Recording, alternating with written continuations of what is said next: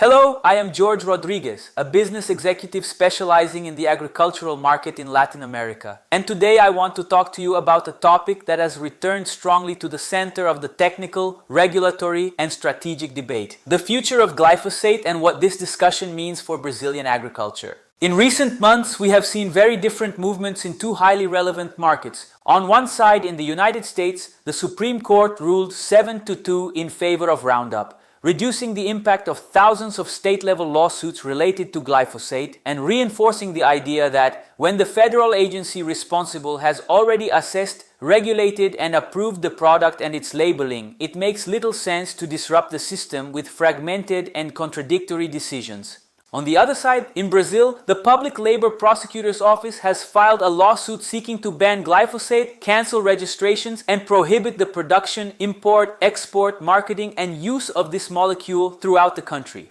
For those who see agriculture only through headlines, this may look like just another legal dispute. But for those who operate in B2B, formulating crop protection products, adjuvants, fertilizers, and biologicals, building management programs, and designing medium and long-term business strategies, it is much more than a piece of news. It is a clear signal that the regulatory environment is changing and that the sector must prepare for a new phase of scrutiny around safety, sustainability, governance, and technical consistency. Let us look at glyphosate through the lens of a senior agronomist and a formulation chemist. For decades, glyphosate has been central to the consolidation of no-till farming, a system that helped Brazil achieve a leap in productivity while preserving soil, reducing erosion, conserving moisture, and building physical and structural stability in the profile.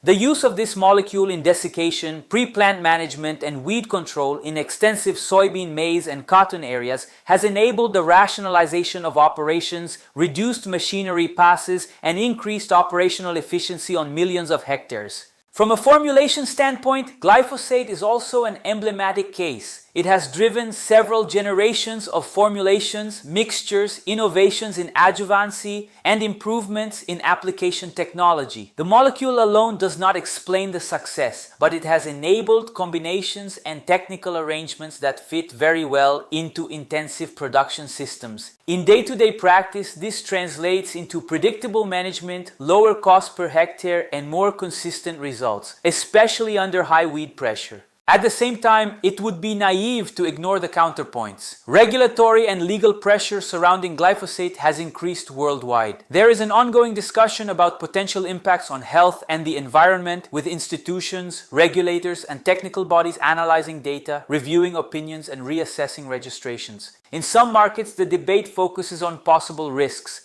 In others, the emphasis is on ensuring legal certainty when agencies have concluded that under approved conditions of use, the product is acceptable.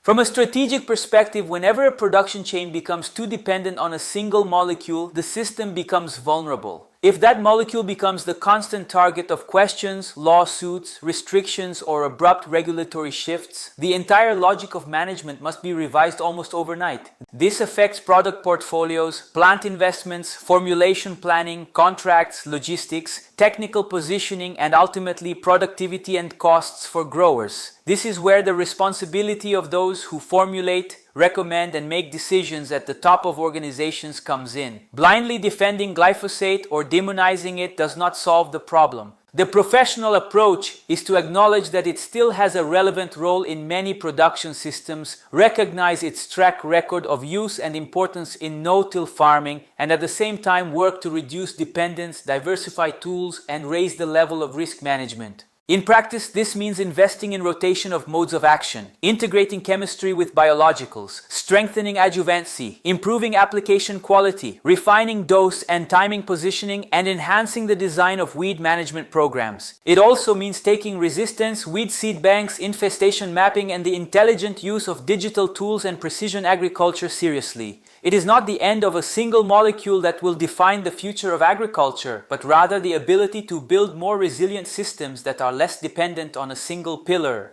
Another crucial point is governance. In a world where public perception carries increasing weight, those working with crop protection products, adjuvants, fertilizers, and biologicals must communicate better what they do, how they do it, and why they do it. Society demands science, transparency, and responsibility. Exporters and major buyers require traceability, regulatory compliance, and alignment with international standards. Investors monitor climate, social, and governance risks and adjust their portfolios. All this converges towards a scenario in which isolated technical decisions are no longer sufficient. They must be anchored in clear HSE, compliance, and stakeholder relationship policies. The article analyzed, written by Leonardo Gotems, presents the view of Antonio Cabrera, president of Grupo Cabrera, highlighting precisely this contrast between the American and Brazilian legal environments and the importance of legal certainty for long-term investment. For those who formulate and lead businesses in agriculture, the message is straightforward. This is the time to plan scenarios, reinforce the technical foundations, adjust portfolios, and strengthen dialogue with regulators and society. If glyphosate ends up facing stricter restrictions in Brazil, the impacts will not fall solely on a single product, but on entire management systems and on the competitiveness of export chains.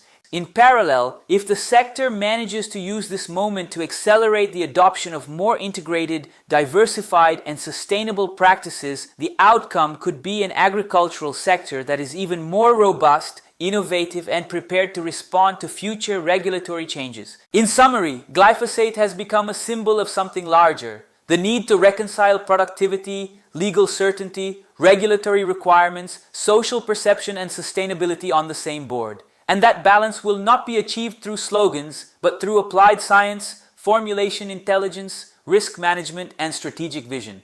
I am Jorge Rodriguez, a business executive specializing in the agricultural market in Latin America, and I believe this is exactly the kind of debate our sector must face with seriousness, data, technical humility, and a forward-looking mindset. If you work in formulation, portfolio development, or business management in agriculture, this is the moment to rethink dependencies, strengthen alternatives, and lead this transformation proactively.